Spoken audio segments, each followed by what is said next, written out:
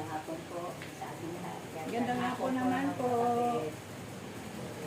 Maraming salamat kaya nga, nandito na naman tayo.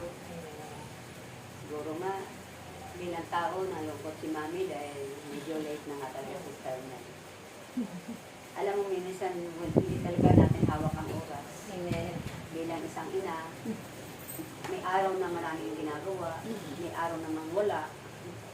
Siyempre, sabi nga natin tanan muna para pag umalis ka, pagbalik mo okay na. Amen. Pero hindi naman dapat yan ang ating pag-usapan. Bago ako magsimula, katulad kagabi, na kailangan mag-alay muna tayo ng panalangin sa ating mga kapatid. Kahit na maiksi lang na panalangin para doon sa war na yan, ano ang tawag dyan? Gera? Gera na ba ang tawag dyan, brother? Yung mga nangyayari ngayon, gera na yan. Kasi ang tawag natin noong araw, gera, magulo. Gera na Gera talaga. Nuclear Kasi war. may mga, na silang, may bomba po, may bomba. Sampung bansa na po yung dinami. Oo nga eh. Kaya matindi na, nasabi ko nga kung ako tao, na hindi ko dati pinapansin yung mga gera na yan, dahil sabi ko malayo naman. Pero ngayon parang naapektuhan na yung ating pero huwag tayo payanig sa mga gera. Amen. Ang importante, nandiyan tayo, nagtitiwala sa atin ang Diyos, na sa atin ipinamahala ang panalangin na ito. Amen. Sa ngalan ng Ama, ng Anak, ng Diyos Espiritu Santo. Amen. Amang banal, Diyos na dakila, Amang Yahweh, Amang maraming salamat po sa araw na ito, sa hapon ito. Na ito muli kami, Ama, mag-aalay kami ng panalangin para sa aming mga kapatid. Kung saan nagaganap ang gera sa lugar na iyon. Batid mo, Ama, ang aming kalooban. Huwag mo nang tingnan ito. Bilang tao, nagkakamali pa rin kami. Patuloy pa rin kami nakakagawa ng katakasala. Ngunit dahil sa iyo, Ama, nagsusumamo kami sa mga oras na ito. Humingi kami ng mga bagay na imposible sa aming tao. Ngunit walang imposible sa iyo. Kaya nga, Ama, kung ibig mo, Ama, ibig namin, Ama, na matigil na ang gera. Yes.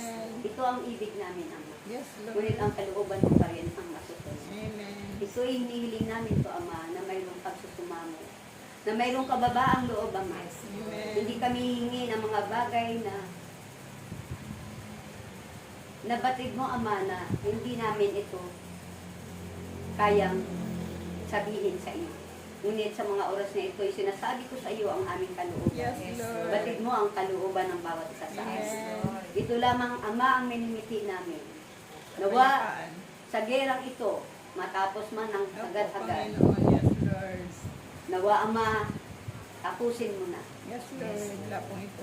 Awa-awa naman ang aming mga kapatid na na-stranded doon sa lugar na ito. Yes, At kahit hindi namin kalahi, Ama, mga anak mo pa rin. Opo. Kaya, Ama, sa pag-alay namin ng mga panalangin na katulad nito, Yes, Lord. at yan ay ginagawa namin ng aking mga kapatiran. Nagsisimula na kami kanina, 6, 9, 12, 6 ulit. Na hindi kami titigil, Ama, hanggat hindi mo ipagkaloob. Amen. Ito na kami, Ama.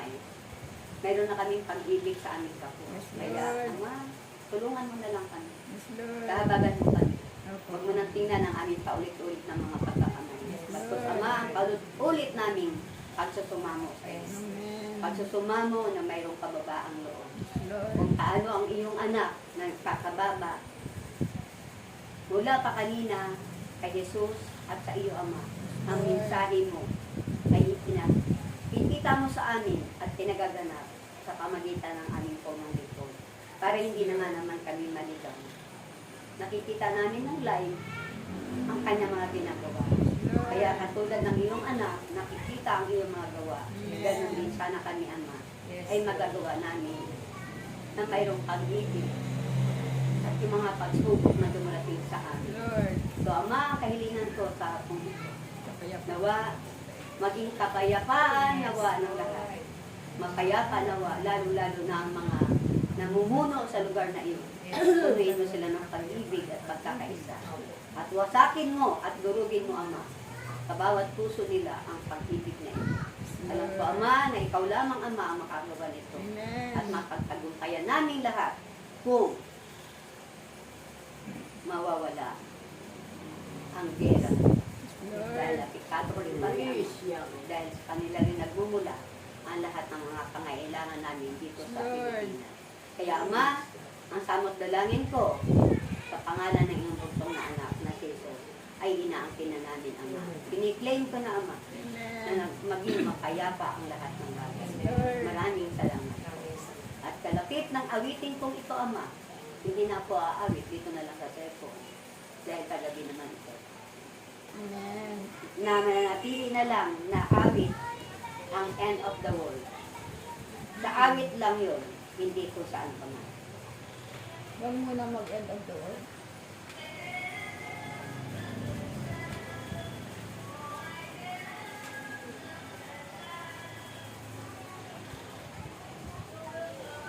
Sorry. Imami ko lang sa inyo.